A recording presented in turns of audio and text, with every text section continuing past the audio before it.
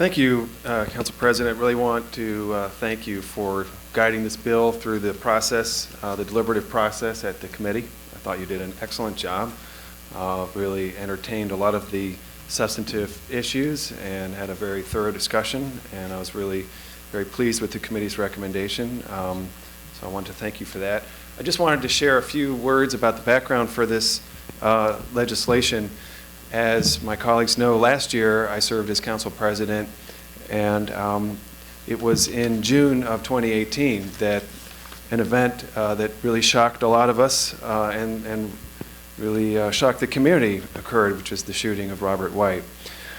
At the time, I, as council president, really felt the urgency of formulating the council's responses, working with my colleagues to do that, and I had the opportunity to meet with the NAACP with Linda Plummer and Patricia Fenn, and they came in to raise their concerns about the responsiveness of the police department to community concerns and the potential for improving or strengthening measures that support our police department.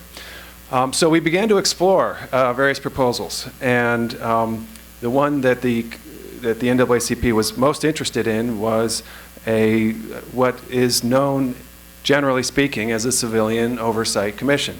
And in fact, former Councilmember Cherie Branson had been a member of the Charter Review Commission, and she had recommended a Civilian Oversight Commission at the Charter Review Board. And so we began to explore that, began drafting legislation that would prepare that.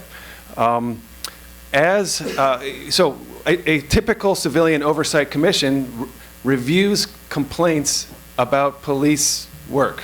You know, if a police officer has done something that a person does not feel is appropriate, that person might lodge a complaint, and a Civilian Oversight Board would review those complaints. That is typically what Civilian Oversight Boards do around the country. They also do not have a very strong track record. They typically don't work all that well.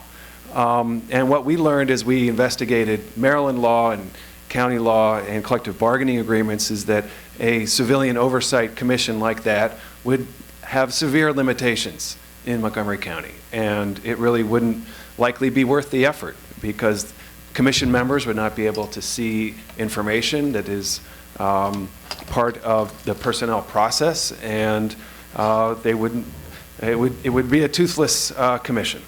And I certainly wasn't interested in pursuing something like that, and the NAACP was not as well, so we regrouped. But as we did that, I had the chance to sit down with Chief Manger, and I talked to him about the issue. And it was one of the more informative and really powerful conversations that I had about this issue.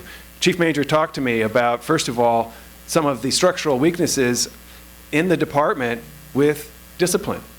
That Montgomery County's police management has some of the weakest powers when it comes to officer discipline of any department in Maryland. And there are real issues that need to be worked on there. Much of that is in state law, and we need a variety of state legislative changes. So I was pleased that this year, for example, the council supported changes to the MPIA law, which restricts information that might be part of the disciplinary process. But we do need to improve our own department's management ability to enforce their own policies with discipline.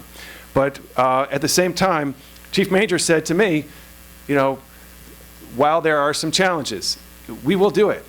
If that is what the council wants us to do, we will do it. And to me, that was it was a somewhat revelatory experience because it really demonstrated that police departments and responsive, progressive police leaders understand even better perhaps than we might, that police work is grounded in community values, in values of responsiveness to elected governance, the democratic process, transparency, and trust. And that is an essential component of progressive, strong police leadership. And to hear such a clear, direct statement, if this is what the council wants to do, we will do it, was very affirming. It is a big contrast to what we say, I hate to politicize this issue, but in Washington right now, the president is seeking to remove ethics, moral foundation from the military with his review of the Navy SEALs disciplinary procedures. It is a very striking contrast to me over an immoral approach to military policy and what we want in our community, which is police work to be grounded in values of ethics centered around community values. But with in mind the fact that we did not have the ability to enact a civilian oversight commission and that even those bodies have limitations, we turned in a different direction. Robin Gaster, Dr. Robin Gaster, a longtime advocate around police work, had recommended, and Delegate Laura Charkodian connected me to Robin Gaster, a alternative strategy, which is to say, rather than looking at what happens when things have gone wrong, why aren't you looking at policies that keep the ship working the way that it should work, moving in the right direction?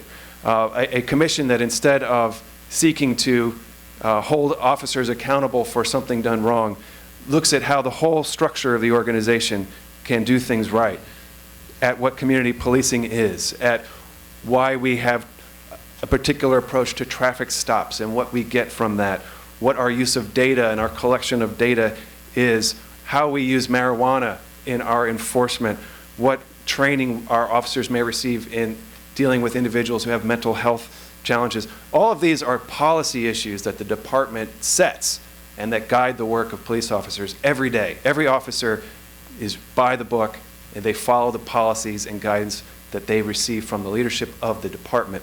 And those are the key issues that we need to really be more engaged in. But there are limits to what we can do as a council to be engaged in those very finely grained issues. And so having a community advisory board that weighs in, to me, is completely appropriate. I think the general philosophy is that an ounce of prevention is more valuable than, a pound of cure. The underlying message to me of this commission is about transparency and openness and community engagement.